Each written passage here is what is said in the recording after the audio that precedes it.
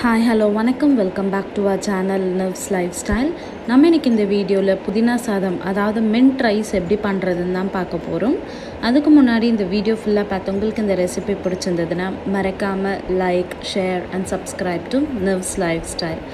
இப்போது mint rice பண்ணுறதுக்கு ஒரு 2 கப் அளவுக்கு புதினா இலை, ஒரு 100 கிராம் சின்ன வெங்காயம், 2 தக்காளி, அரை இன்ச் புளி, அரை இன்ச் பட்டை, 3 கிராம்பு, 2 டேபிள் ஸ்பூன் தனியாத்தூள், 1 டேபிள் ஸ்பூன் இஞ்சி பூண்டு விழுது, 2 காஞ்ச மிளகா, 2 பச்சை மிளகா. ஃபர்ஸ்ட் இப்போது புதினா சாதம் பண்ணுறதுக்கு நம்ம ஒரு பேஸ்ட் அரைச்சிக்கலாம். அதுக்கு ஒரு மிக்ஸி ஜாரில் எடுத்துருக்க அளவுக்கு புதினா இலை, அரை இன்ச் புளி, 2 காஞ்ச மிளகா, 2 பச்சை மிளகா சேர்த்து நம்ம லைட்டாக தண்ணி சேர்த்து நல்லா ஃபைன் பேஸ்ட்டாக அரைச்சி எடுத்துக்கலாம்.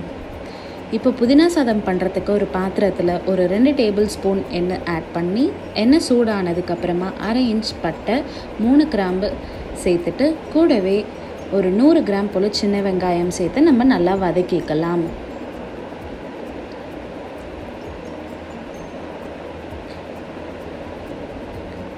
இப்போது வெங்காயம் நல்லா வதங்கினதுக்கப்புறமா இந்த ஸ்டேஜில் நம்ம 1 டேபிள் ஸ்பூன் இஞ்சி பூண்டு விழுது சேர்த்து நல்லா பச்சை வாசனை போகிற வரைக்கும் நல்லா மிக்ஸ் பண்ணிக்கலாம்.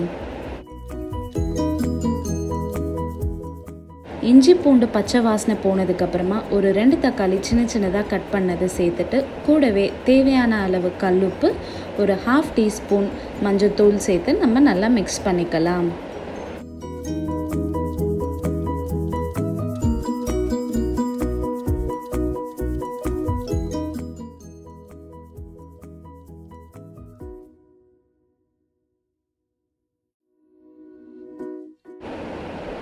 இப்போ நல்லா வதக்கினதுக்கப்புறமா ஒரு 2 டேபிள் ஸ்பூன் தனியாத்தூள் சேர்த்து நம்ம நல்லா மிக்ஸ் பண்ணிக்கலாம். தனியாத்தூள் சேர்த்து நல்லா மிக்ஸ் பண்ணதுக்கப்புறமா நம்ம ஃபர்ஸ்டே அரைச்சி வச்சுருக்க இந்த புதினா, பச்சை மிளகா, புளி பேஸ்ட்டை சேர்த்துட்டு நம்ம நல்லா மிக்ஸ் பண்ணிக்கலாம். நல்லா பச்சை வாசனை போனதுக்கப்புறமா நம்ம ஏற்கனவே ஊற வச்சுருக்க அரிசியை சேர்த்துட்டு ஒரு வாட்டி நல்லா மிக்ஸ் பண்ணிக்கலாம்.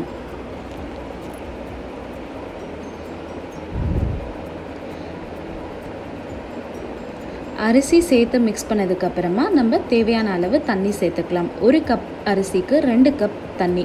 நான் இன்றைக்கி 2 கப் அரிசி எடுத்திருக்கேன். ஸோ 4 கப் அளவு போல் தண்ணி சேர்த்து நம்ம நல்லா மிக்ஸ் பண்ணிக்கலாம். இந்த ஸ்டேஜில் உப்பு காரம் பார்த்துட்டு தேவைன்னா ஆட் பண்ணிக்கலாம். எனக்கு கொஞ்சம் உப்பு கம்மியாக இருந்தது, ஸோ நான் கொஞ்சம் உப்பு சேர்த்துட்டு நல்லா மிக்ஸ் பண்ணிவிட்டு ஒரு ஹை ஃப்ளேமில் ஒரு 5 மினிட்ஸ் போல் நல்லா கொதிக்க விடலாம்.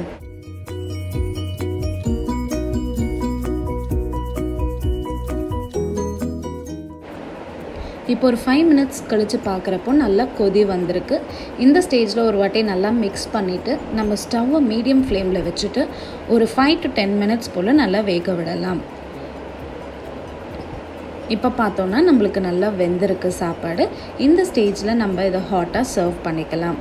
நீங்களும் இந்த ரெசிபி ட்ரை பண்ணி எப்படி இருந்ததுன்னு கீழே இருக்க கமெண்ட் செக்ஷனில் சொல்லுங்கள். மறக்காமல் like, share and subscribe to nerves life style.